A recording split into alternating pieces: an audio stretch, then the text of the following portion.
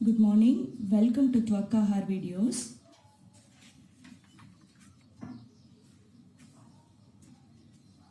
Today we are going to the chapter 3 in which we are going to do some pH talk.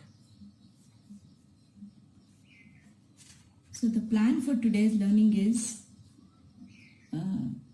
we are going to do a pH demo to check what is the pH of our soap, and we are going to go into a little bit of detail and learn what is actually pH, what does it mean, and then we are going to find out some points which establish relation between the soap and the pH and its implication on our skin. First, to the demo.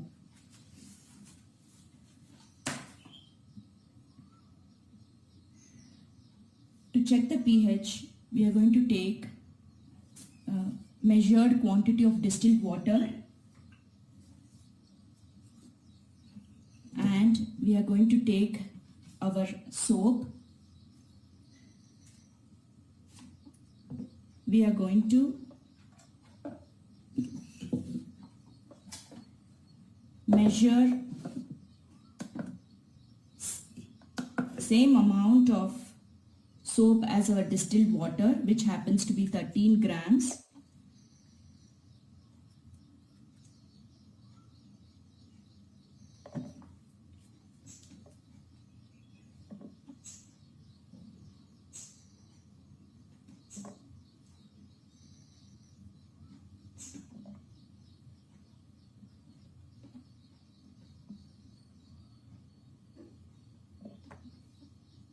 So we are going to mix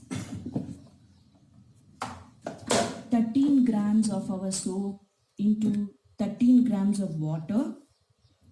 It's going to take a long time for this to dissolve completely. So I have already prepared solution of 13 grams of soap dissolved in 13 grams of distilled water in this bowl, and I'm going to take a pH test paper. It has strips like this, and there is a reading bar. I'm going to pick one strip.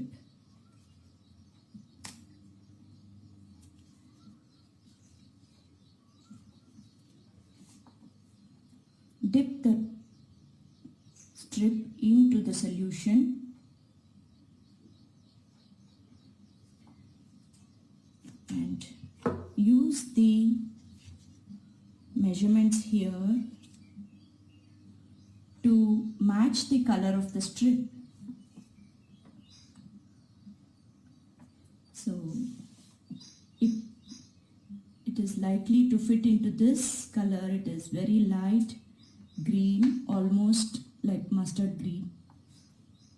So our soap's pH lies somewhere between 7 and 8.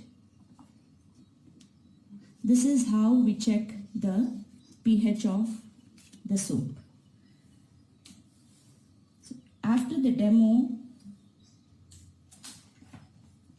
we are going to talk about what pH actually means.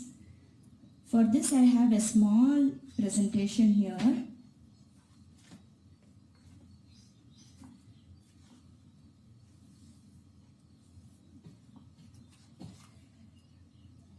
Water, as you all know, is made of molecules like this, which contains one oxygen and two hydrogen. The orange here represent oxygen and the blue represent hydrogen. It has one oxygen atom and two hydrogen atoms. H2O, as you all know, is the molecular formula for water. So consider this as a water. I have created water here. Usually water in its natural state will not have purely this H2O molecules in them, because water is a polar molecule, means it has a positive charge to one side and the negative charge to the other side. Usually in nature there is a possibility that there is one more hydrogen atom to get attached with water, and we find in water few molecules of OH3, which is hydronium ion. So in natural water we find certain molecules of hydronium ion along with normal H2O. Now, based on how many such hydronium ion one is going to find in water, the pH of the water is decided. So pH is actually the concentration of hydronium ions in water. Ions like this, which have 3 hydrogen and 1 oxygen, the concentration of these hydrogen ions is actually called the pH. Usually water in its pure form, we find 1 hydronium ion for every 10 million molecules of H2O. We find 1 hydronium ion. That is, we find 1 hydronium ions for 10 to the power of 7 water molecules. That would be the ideal natural concentration of hydronium ions in water. That is why the pH of water is fixed at 7. Now, if we take acids like hydrochloric acid, which has hydrogen and chlorine, when they come into contact with water, what happens? This hydrogen of chlorine get dissociate and they go and plug themselves into some more of water molecules.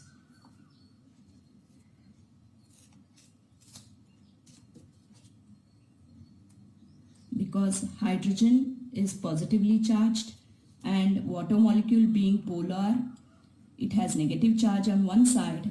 The hydrogen of hydrochloric acid is going to go and get fixed onto the water molecules, and we get more number of hydronium ions in water. And the pH of such solution which have hydrochloric acid in them will therefore be, let us see. So for every 1000 molecules, we are likely to find 1 hydronium ion. Means we find hydronium ions for less number of total water quantity. So the pH of hydrochloric acid is 3. Now let us see. So in the strip, as the pH decreases, it is the acid, and as the pH increases, we have alkaline solutions. So pH of acids, it will be lesser than that of water, and in this case for hydrochloric acid it will be around 3. Now let us see an alkali, say sodium hydroxide. When sodium hydroxide is put into water, sodium hydroxide has sodium and oxygen and hydrogen in its structure. When sodium hydroxide is put into water, what happens is the O and H, the hydroxide ion, OH ion, get dissociated, and it will snatch some of the hydrogen ions already existing in hydronium ions in water, and it's going to form more water molecules. So this will get disassociated and it's going to pick the hydronium, it's going to break the hydronium ions and create more H2O molecules. So we see the number of hydronium ions in this solution have reduced. So we are likely to find one hydronium ion for every 10 to the power of 14 molecules of the solution. So we see the pH has increased in the presence of alkali, the base. So with this, I hope you have got some idea about what the pH is. So it's the concentration of hydronium ions in the solution, and why the pH of acid is lesser than 7, and how the pH of alkali or bases will be more than 7. So this was my presentation on what is pH. Now we are going to discuss about skin, soap and pH.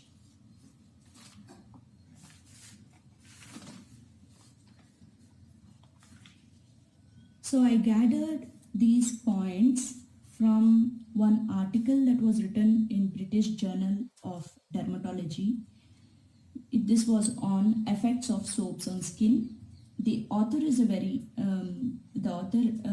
was a very an expert in dermatology. He was heading various departments of dermatology in renowned institutions in the London and other places. So according to this article, the skin surface is made of a protein called keratin, and the pH of keratin lies between 3.5 to 5.5. It is lesser than water and it is acidic.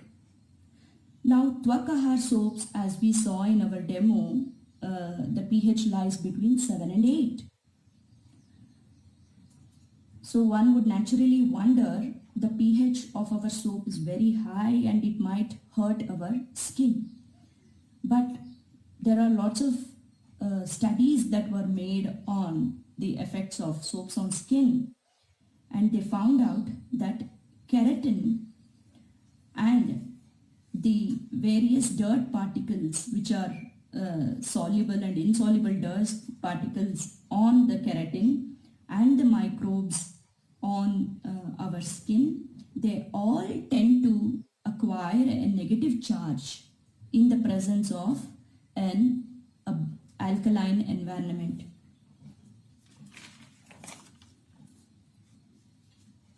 And the soap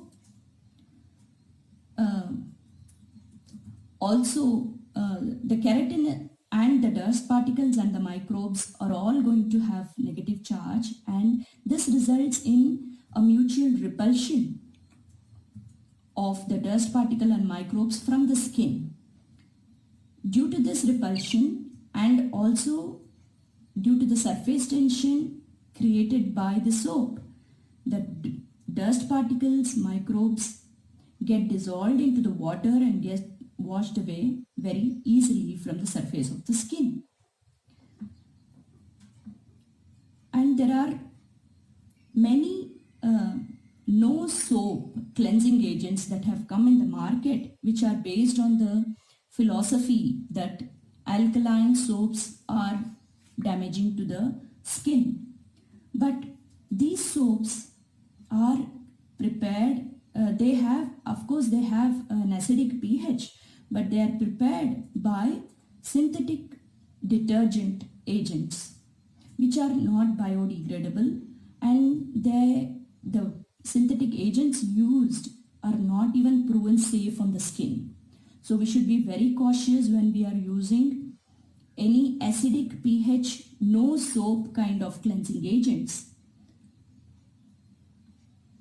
There are many bioenzymes also that have come in the market, which are very low in the pH and which are usually proposed or suggested for skin care.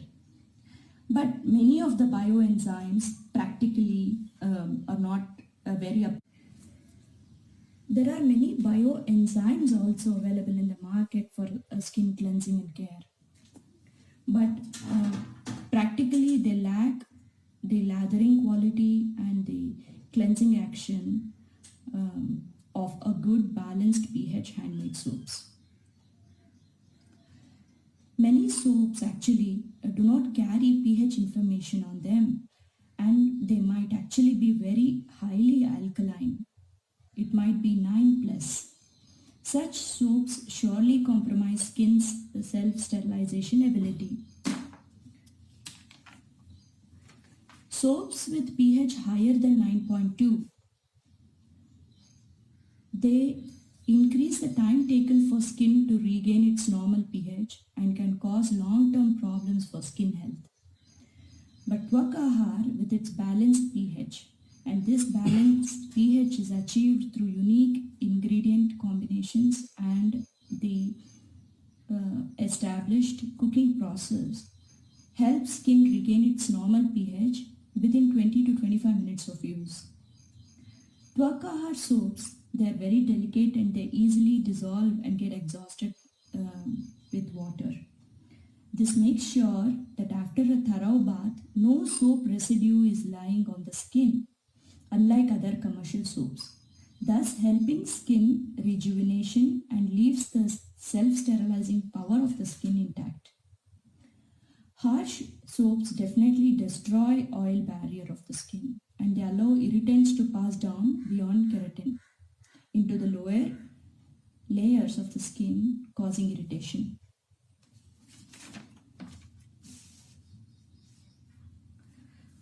Tvakahar soaps, however, have been found to cause no such irritation at all.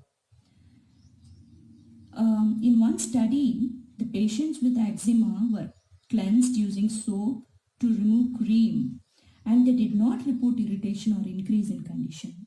So, if we have a well-balanced alkaline soap, they are not going to cause any problems and can be used in conditions of the skin like eczema also. So what we actually need is an alkaline soap, but whose pH is balanced and lies between 7 and 8 and not higher than 9, definitely. There's one more interesting aspect to Tvakahar soaps. Now we have 20% of free fatty acids in our soaps. The combination of fatty acids actually are found to help the microcidal actions on the skin surface. Like for example, oleate and linoleate are found to act on pneumococci bacteria, and palmitate and stearate are found to act on pneumococci, salmonella typhi, E. coli and diphtheria bacteria. So these are some of the benefits of Tvakahar soaps, which are very well balanced in the pH. Thank you all for your time. That's all for today.